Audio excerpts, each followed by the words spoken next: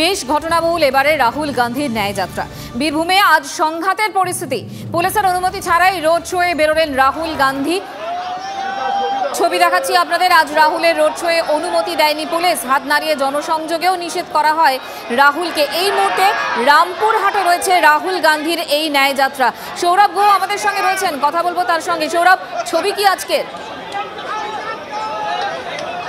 ছবি দেখতে পাচ্ছেন আপনারা, মাধ্যমিকের জন্য রাহুলের রোড শোয়ের অনুমতি দেয়নি প্রশাসন। হাত নাড়ার ক্ষেত্রেও, হ্যান্ড ওয়েভিং এর ক্ষেত্রেও বাধা রয়েছে, নিষেধ রয়েছে পুলিশের। বারবার কেন বাধার মুখে পড়তে হবে বিরোধীদের কর্মসূচিতে? এই কেন এত অতি সক্রিয় পুলিশ? প্রশ্ন তুলেছেন অধীর চৌধুরী।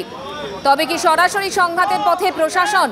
অধীর চৌধুরী ক্ষোভ উগরে দিলেও তৃণমূলে এখনো সুর নরম। রাহুল গান্ধীর এই যাত্রার সঙ্গী জয়রাম রমেশ, কেন্দ্রীয় কংগ্রেস নেতা,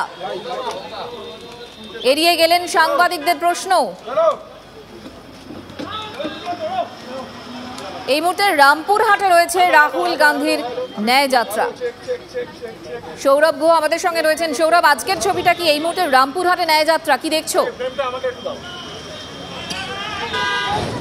সৌরভ, এই মুহূর্তের কি ছবি দেখছো? রাহুল গান্ধীর ন্যায়যাত্রার আজকের ছবি কি?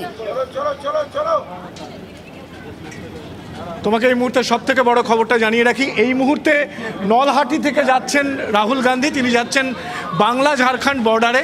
বড় খবরটি হলো এই, ঝাড়খণ্ডের নবনিযুক্ত মুখ্যমন্ত্রী চম্পাই সোরেন তিনি রাহুল গান্ধীকে স্বাগত জানাবার জন্য ঝাড়খণ্ড বর্ডারে আসছেন বলে একটা প্রাথমিকভাবে খবর পাওয়া গিয়েছে।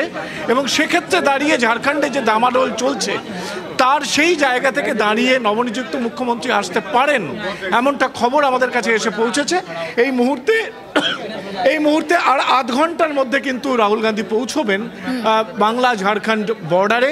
নিঃসন্দেহে আজকে সকালবেলা থেকে, আজকে বাংলায় তার যাত্রার শেষ দিন। এবং আমরা দুটো জিনিস দেখলাম। এক হলো বাম এবং কংগ্রেস কর্মীরা উপচে পড়া ভিড়, তাদের ঝান্ডা নিয়ে তারা রাহুল গান্ধীকে দেখতে এসেছেন। নিঃসন্দেহে 2024-এর আগে গুরুত্বপূর্ণ ইঙ্গিত। একই সঙ্গে রাহুলের এই যাত্রায় বাম কংগ্রেসের এই যে বন্ধুত্ব, এটা বৃহত্তরভাবে তৃণমূল কংগ্রেস এবং কংগ্রেসের সম্পর্কে আরো বড় ফাটল ধরালো কিনা সেটাও নিঃসন্দেহে আগামী দিন নজর থাকবে। সৌরভ, তোমাকে ধন্যবাদ। ন্যায়যাত্রা রাহুল গান্ধীর, সেটা বাংলা ঝাড়খণ্ডের একেবারে সীমানায় পৌঁছবে আর কিছুক্ষণের মধ্যে। এবং ঝাড়খণ্ডের নবনিযুক্ত মুখ্যমন্ত্রী চম্পাই সোরেন তাকে স্বাগত জানানোর জন্য থাকবেন, এমনটাই এখনো সূত্র মারফত খবর।